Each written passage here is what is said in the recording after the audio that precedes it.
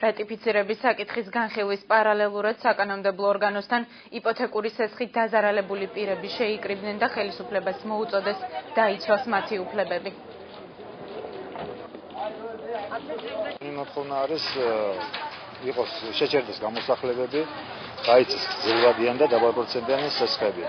ამას ახლა ყველაფერს ერთი იმით ვერ აღწევ ყველაფერს, უნდა შეიქმნეს კომისია, ჩვენი მოთხოვნა არის კიდევ პრემიერ-მინისტრთან, კომისია შეიქმნეს, შეისწავლოს თითეული საკითხი, რა მიზნით ჰქონდათ გამოტანილი ამ ხალხს სესხები, რის გამო აღმოჩნდნენ ამ სიტუაციაში და რა იქნება გამოსავალი. თუ ჩვენ გვინდა გავხდეთ ევროპული ოჯახის წევრი, მთავრობა პირდაპირ გაგებით ვალდებულია ასეთი ტიპის პრობლემა მოაგვაროს და სახელმწიფოში ასეთი ტიპის პრობლემა არ იდგეს. ჩვენი მოთხოვნა კიდევ და კიდევ არის ერთადერთი ეს, რომ გაიცეს დაბალპროცენტიანი და გრძელვადიანი სესხი. გამოვიდეს ბატონი ირაკლი ღარიბაშვილი, შეხვდეს, დაგველაპარაკოს.